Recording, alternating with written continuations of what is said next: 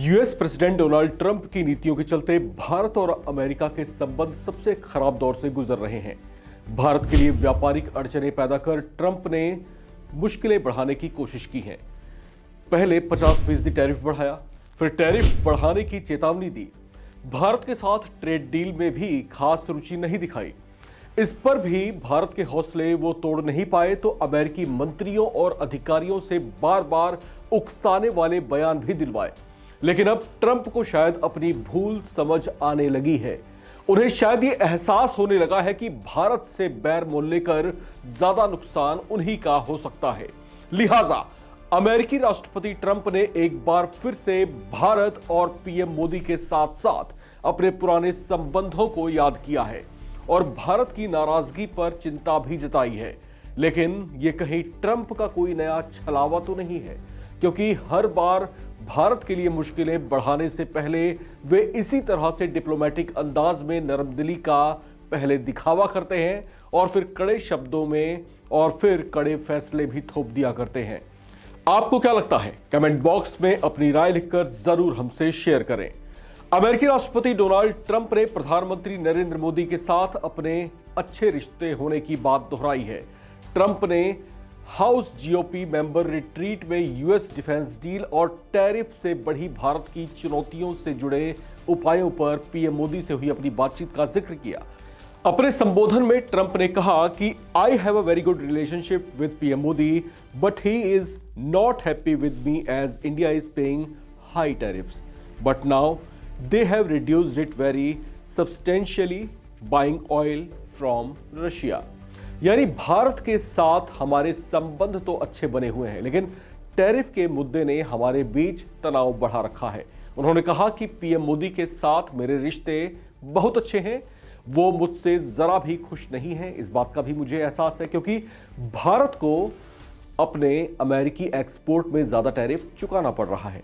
इस दौरान ट्रंप ने यह भी कहा कि भारत पर टैरिफ रूसी तेल व्यापार की वजह से बढ़ाए गए थे, जिसे भारत ने पहले से काफी ज्यादा।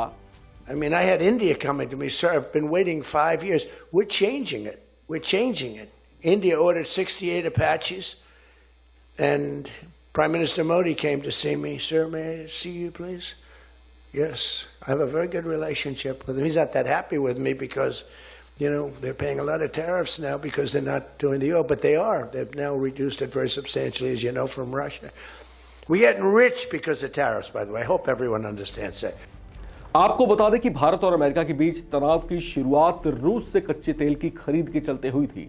अमेरिका का आरोप था कि भारत रूस से तेल खरीदकर दरअसल यूक्रेन के साथ छिड़े युद्ध में रूस को आर्थिक मदद पहुंचाने की कोशिश कर रहा है। हालांकि इसके पीछे का जो तमाम समीकरण है, इसके पीछे की जो तमाम गणित है, वो यही है कि अमेरिका दरअसल चाहता था कि वो भारत में जो है यहाँ के जो डेयरी उत्पाद हैं वहां पर जो है अपना एक्सेस बढ़ाना चाह रहा था। वो चाह रहा था कि भारत में जो डेयरी उद्योग है वहां पर जो है अमेरिकी प्रोडक्ट्स का इन्फिल्ट्रेशन वो किसी तरीके से करवा पाए। लेकिन डोनाल्ड ट्रंप उसमें जो है कामयाब नहीं हो सके, क्योंकि प्रधानमंत्री नरेंद्र मोदी ने साफ तौर से इस बात का जिक्र अपने एक संबोधन में भी किया था कि वो किसी भी तरह से भारत के जो डेयरी सेक्टर जो है उसे किसी भी तरीके से आहत नहीं होने देंगे।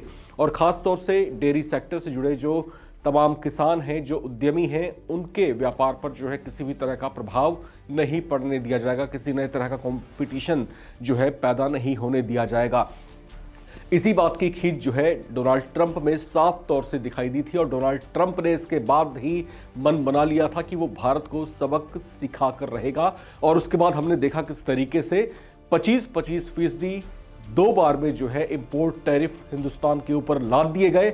और फिर इससे भी जब अमेरिका का मन नहीं भरा तो फिर अब एक बार फिर से भारत पर टैरिफ बढ़ाने की बातें कही जा रही हैं। खैर, अब ट्रंप ने जो अपना संबोधन यहां पर दिया है, इसमें उन्होंने कहा है कि मोदी असल में जो है मुझे खुश करना चाहते थे, क्योंकि वे बहुत अच्छे आदमी हैं। पीएम मोदी को अच्छा इंसान बताते हुए ट्रंप ने यह भी कहा कि उन्हें पता था कि मैं खुश नहीं हूं और मुझे खुश करना जरूरी भी था। ट्रंप ने अपने भाषण के दौरान टैरिफ पॉलिसी का भी बचाव किया और कहा कि इन उपायों से अमेरिका को फाइनेंशियल फायदा हो रहा है। दरअसल ट्रंप ने राष्ट्रपति बनने के बाद अमेरिका फर्स्ट की पॉलिसी पर काम करना शुरू किया है। अब अमेरिका फर्स्ट की पॉलिसी असल में है क्या, थोड़ा सा हम इसको भी समझ लेते हैं। दरअसल जो डोनाल्ड ट्रंप का सेकंड टेन्योर है बतौर राष्ट्रपति, इसमें कहीं ना कहीं इनकी जो काम करने की दशा और दिशा है जो दिखाई दी है, उसमें डोनाल्ड ट्रंप ने आते ही ये दिखाना शुरू कर दिया था कि अब बहुत हुआ, अब अमेरिका जो है सबके लिए अपने दरवाजे खोल करके नहीं रखेगा, अब हम थोड़ा सा अपने आप को रिजर्व करेंगे। और फिर इसके बाद दिखाई देती है अमेरिका फर्स्ट की डोनाल्ड ट्रंप की वो नीति जिसने दुनिया में एक तरह से अस्थिरता सी पैदा कर दी है। डोनाल्ड ट्रंप असल में चाहते हैं कि जो भी कुछ बेहतर चीजें हो रही हैं पहले अमेरिका और अमेरिकियों के लिए होनी चाहिए, इसके बाद बाकी दुनिया आती है। लेकिन अपने इस तरह के प्रयासों, इस तरह की कोशिशों में उन्होंने कहीं ना कहीं एक तरह का अंतर्राष्ट्रीय असंतुलन पैदा करने की भी जो है शुरुआत कर दी, जिसकी परिणति ये हुई कि भारत जैसे देश जिनके साथ अमेरिका के पिछले कई दशक से बहुत बेहतरीन संबंध थे, वो अब जो है हाशिए पर आ चुके हैं।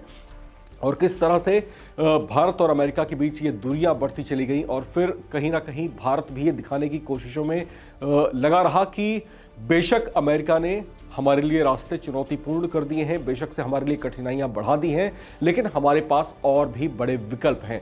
अब ऐसा क्यों? अब देखिए, थोड़ा सा इसको हम समझने की कोशिश करते हैं। दरअसल हिंदुस्तान वो देश है जहां की जो आबादी है वो 140 करोड़ से ज्यादा की है।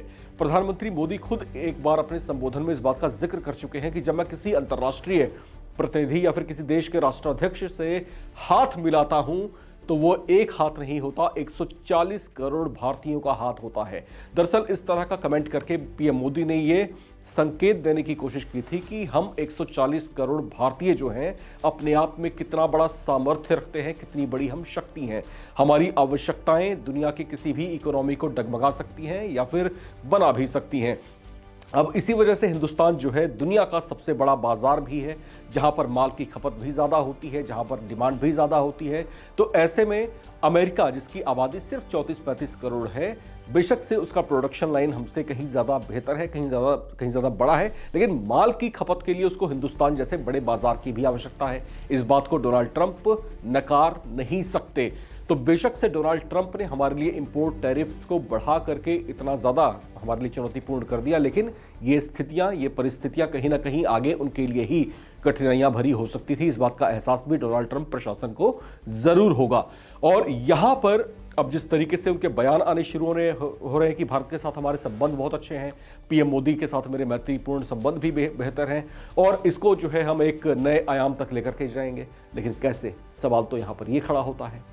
अब डोनाल्ड ट्रंप के सामने भी किस तरह की चुनौतियां हैं, आप समझ सकते हैं। आप क्या सोचते हैं इस बारे में? अपनी राय लिख करके कमेंट बॉक्स में जरूर शेयर करें और देखते रहें नवभारत टाइम्स।